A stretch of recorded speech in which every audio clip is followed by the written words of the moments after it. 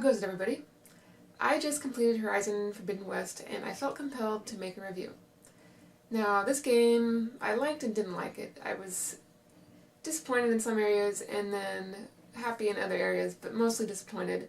I feel like the game is more like Horizon Fully Wasted.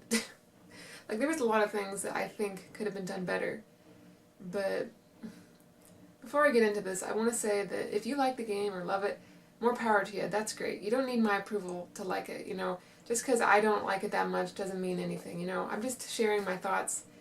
And before I get really deep into this review, I want to go over the things I did like about the game. I did love the improved animations. I think that was just great because in the first game, when they were really robotic, it was just awkward. It's so awkward and kind of surprising they even they weren't better in that game because there was so much to that game.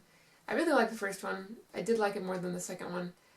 The way the machines were animated and the sounds they made, it was just so incredible. That was my favorite part of the game, was the machines. I probably wouldn't have played the game if it wasn't for the machines, because I felt like the whole concept of the game was really unique. Like in the future, and they're kind of tribally, people are living in a tribal-like way, and then the machines. It was just really cool. I love the sound effects. And it's amazing that with I guess they put so much effort into the machines, they didn't put as much effort into the people. But they improved all the animations, and that was great. As for graphics, that's not something I really think about. I think that the graphics in the first game were amazing. I know they did some improvements, but to me they're both amazing. The vastness of the world was cool, but also kind of, for me personally, it was like, bigger doesn't make it better. But I know a lot of people like the bigger world, and I get that. But just for me, it made it a little too overwhelming. But it's still impressive that they made the world so big. I did like the added weapons. My new favorite weapon became the Shredder Gauntlet. I did like that weapon. And the new machines were okay. I wasn't too impressed exactly. I liked a lot of the machines in the first game. But I did like the elephant Tremor Tusk and the Loch Ness Monster machine. I can't remember what it was called. So, they did a lot of cool new things, added new things. But there was so much to that game that just, like I said, the size of the world was overwhelming. So the first thing that really was hard on me playing that game was it felt like a chore sometimes more than anything. It didn't feel like I was going to the game to have fun. I mean, I was having fun, but then I was trying to shoot for 100% because I don't know if I'm going to play it again. I just thought, okay, I'm going to get the full experience. So I was shooting for 100%, and all those side missions just started to feel like a chore. And one thing about open world games that I find always weird is, like, the main story, it can be, like, the story in Horizon Forbidden West was, like, so important and pressing. Like, we have to save the world, it's ending. Yeah, okay, I'm gonna go over here and help this lady find some flowers for her grandpa. It's like, aren't you supposed to be saving the world? I mean, don't you have to work, fast? It's just like, in a lot of open world games are like that to me, where it's like, why are you going off and doing all this stuff when you have something very important to attend to, and like 100 or 100 game days pass or something, and it's like, okay, I thought you had 2 weeks. Like, Final Fantasy 15 was a little bit like that for me. I've really loved that game, but the just open world concept sometimes is weird because, okay, don't we need to be heading towards this goal, but the game is set up for you to do all these other things on the side, so it's weird. And with Horizon Forbidden West, it's just like, okay, I don't know, but it felt like a chore doing all the side quests. I mean, sometimes they're fun, and I liked exploring. The world definitely transports you because it's pretty and stuff, but seriously, it just kind of got a little bit boring at times, just trying to complete everything, and it was kind of overwhelming with the gauntlet run, the melee pits, the hunting grounds, and then the arena. It's like, wow, that's a lot. And a lot of people like that, and that's fine. So some people I think it's cool, but then it was just a lot. And then the characters in the game, like I said, they had great animations, but the people were really hideous a lot because of the face paint and body paint. Like, some of those girls looked like they'd gone down on blackberry pies, and it was just nasty looking. And it's just like, I can't imagine realistically thinking, like wearing that getting that paint every day. I mean, maybe they painted themselves and kept it for a week and then painted again, but it's like, okay, I can't imagine living with that much paint. And then the outfits of all the different tribes were just out there. I mean, it's creative, but then it was just like, some of them are really funky, but it's really creative at the same time. I don't know, but my biggest problem was like the outfits for Aloy. Like when people speak about defeminization, I mean, I'm like, I think I see it in this game because all the outfits were just ugly and so not flattering. The only outfit I wore pretty much was the Karja one with where you could see her belly button. I just thought it was the only cute one, and I want to see something kind of cute. I don't want to see something bulky and ugly, and I don't want to see like her wearing this giant headdress during a cut scene. I want to be able to see her really neat hair flowing and stuff, you know. So it's just kind of like, I wish they, you know, it's the same with like the newer Shadow of the Tomb Raider was that way, where she had tribal outfits and and then some other outfits, and they're just, none of them are flattering, and I don't understand why, like, why can't these girls have like shorts or some kind of capris or something? I don't know, it's just weird, and I just didn't like Aloy's outfits. As for the story of the game, I always liked the story for the whole series, but the problem is, like, with the open world being so massive and having to stray to all these side quests, the main story takes a backseat, and I think that's really the downfall, because the story has so much potential, it's so interesting, and then it just doesn't seem important because you're doing all this side stuff. And at the end of Horizon Forbidden West, I felt like my friend played the game at the same time as me, and she called it Horizon Fully Woke at the end. And I thought that was kind of funny. I was like, maybe not fully woke, but sorta. I thought it was more like fully wasted. But she made a point. She was like, you play so many hours. She played the game like almost 90 hours or something. I played it for like 55. You play all this time, and then you get to the end. It's an abrupt ending, and I'll get more into that later. And the story has barely progressed at all, and so much was left open-ended, which didn't make sense. From the very beginning of the game, they were talking about the blight. I mean, even from the first commercial, she's like touching this, you know, red viney stuff and going, oh, it's a problem. And in the beginning of the game, they're making a point of it, and at the end, there's no conclusion to it, and I didn't get that. I was like, huh? I mean, I'm like, did I miss something? My friend didn't, you know, she was on the same page. She was like, yeah, I didn't get that, where she didn't see a conclusion either. I just feel like we must have missed something. And it was the same with, like, if you haven't played it and you're looking for spoilers, I'll say this, you meet Gaia, and Gaia to me was kind of funky looking. She said, you need these different like components to add to my machine so I can regenerate the world, and that was the goal. It seemed like that was the goal of the story. That was the main thing, and you get the stuff.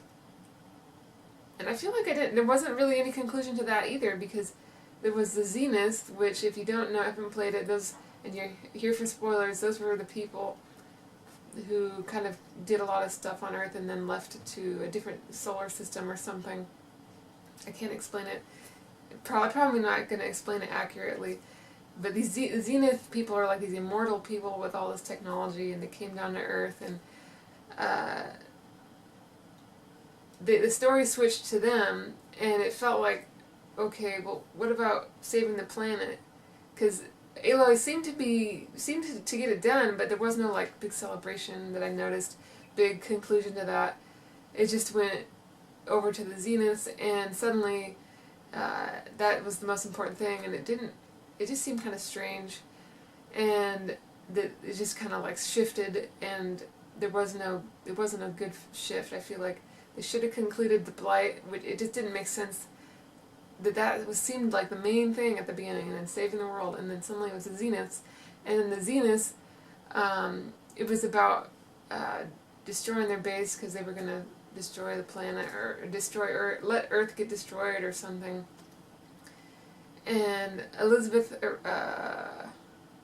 meets this lady Tilda, and finds out Tilda and her Elizabeth were gay, and I feel like they just kept putting emphasis on that, and it's just like, okay, now it just feels like it is woke, like this is just a bunch of, they're pushing the identity politics, like they had to keep highlighting that they were gay, and did I care that that was in there?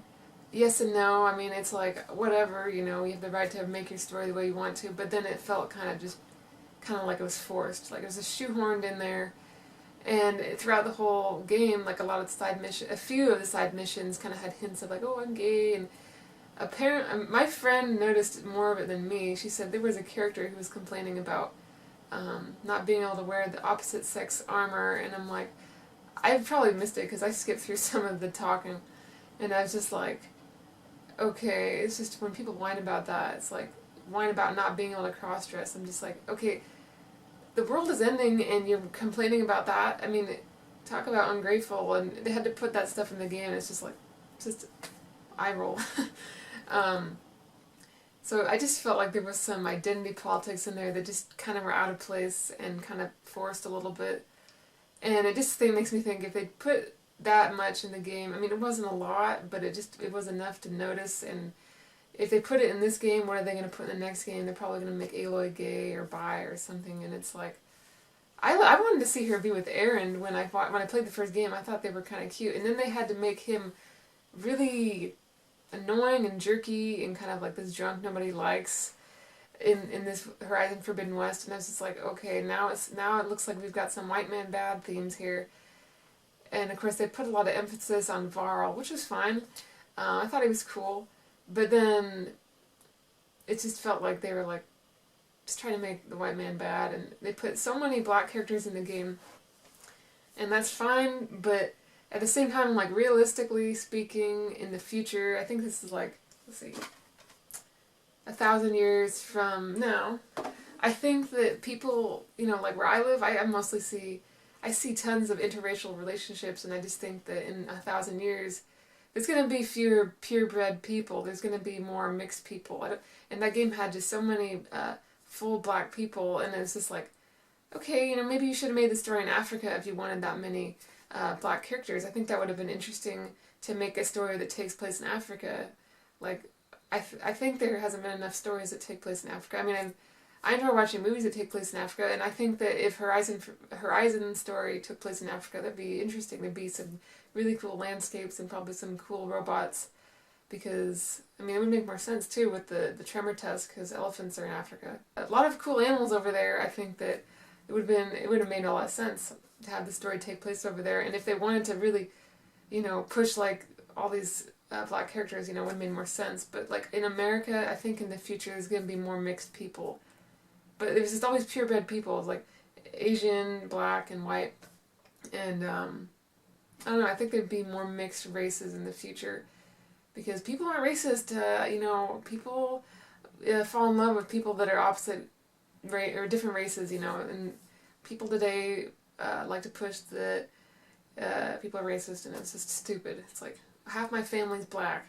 I have tons of interracial relationships in my family, and it's just weird. And so I felt like that was kind of like a little bit of BLM in there, like all these black characters, and it's fine, I'm a couple, but like 75% of the characters are black, and I just didn't feel like in 1,000 years we would see that. It'd be a lot of mixed people, and I don't even think there'd be as many pure white people. I'm not saying that, so I don't know, I just think that was a little bit of their identity politics in that game too.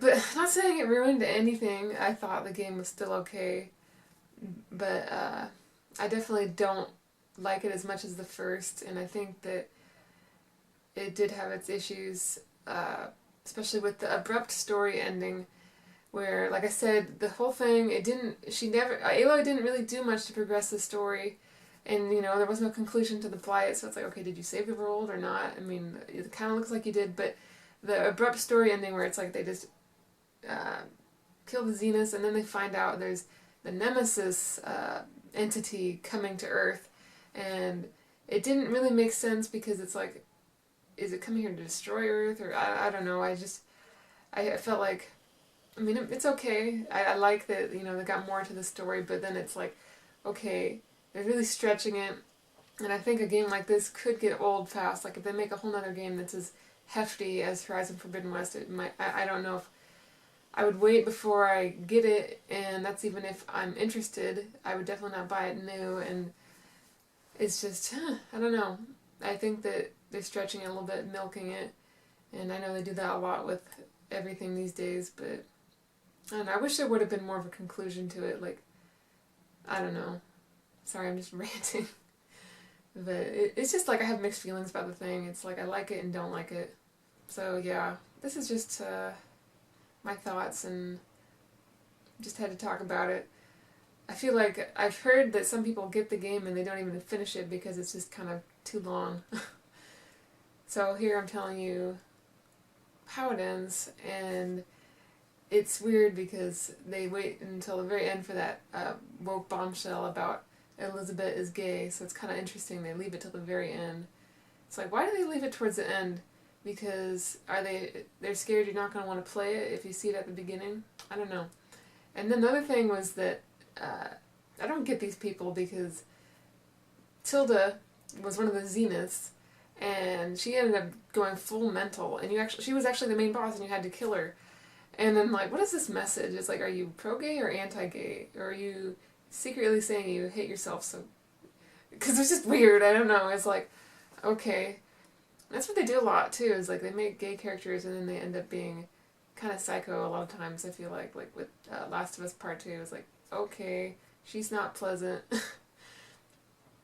Oh, that was another thing, was the face paint. If you go all the way down the list of face paints, in which, in my opinion, most of them, I didn't use any. I didn't really like the way they made Aloy look. If you liked them, that's fine. But at the very end of the face paint list, there's the pride paint. And it's like, oh my gosh, you have to bring that into this too. And I just don't think it's fair. It's like, okay, if you're going to have that, why don't you have, you can paint an American flag on her face, or a British flag. So that was another part of the wokeness too. It's like, yeah, you gotta put that in there. Okay. And it's like it only goes one way. Only they can have the right to have their logo in the game. To me, the rainbow flag is more like a religion now, and it's just kind of weird, and, you know, can't allow the American flag or something else, you know, just only the pride flag or pride paint, even though it looked really bad. It made her look really corny. But, I don't know, yeah, I guess overall I didn't like the game that much, just because it's like, we're heading into, it's like the future of entertainment is just and there's just too much politics in it, and there's just too much push it with agendas, and yeah, so I mean, there was still some enjoyable moments, but I don't know, it's like I definitely am not interested in buying a lot of newer games, or I just want to wait till I learn more about them, because I don't know, it's like I don't really want to support stuff that's pushy. Like with the gay stuff, I'm like, I've always wondered, it's like, well, I don't wonder, it's like, a lot of times it's like, okay, they're just trying to brainwash people and normalize it, but then it's like, I feel like they're just trying to it's like, they're trying to make people gay. I feel like they don't, it's just weird, it's like they're trying to manufacture gay people, nobody's allowed to think for themselves, and it's like, okay, there were plenty of gay people before you started putting gay stuff into games. Like, nobody needs to be, like, told to be gay. They'll be gay if they're gonna be gay. It's just, you know, you don't need to, it's like, but now they just gotta push it and try to get people to be gay, and it's kind of sickening, because they don't want people to think for themselves. They want to control everybody, and I don't know if it's a plan to combat overpopulation. I don't know. It's just, like, weird. And you gotta see it in games, and I'm just like, okay, I'm not interested in your agenda. But, I don't know. Sorry if this is a kind of a weird review, because I have mixed feelings about it. It's like, I liked the first game, and the second game had a lot of good points, but then it had the bad points, and it's almost like I feel like that's their goal. It's like, let's make it as, you know, make it good, and then at the end, or, you know, but then still wheedle these themes into these political themes into the game, where it's like, well, you have to just deal with it, because you do like the game is good enough, but I don't know. But like I said, I'm probably not gonna take much interest in the next game, and if I want to play it, I'm gonna buy it used. But yeah. Well, thank you for watching. please like this video. Please subscribe if you're interested in video games or entertainment. I mainly talk about Tomb Raider, but I like to stray to different topics sometimes. And I definitely, if you notice my name, Writer and Raider, I definitely am going to be talking about the book industry and being a writer eventually when I get the motivation. And yeah, well, thank you for watching. Talk to you later.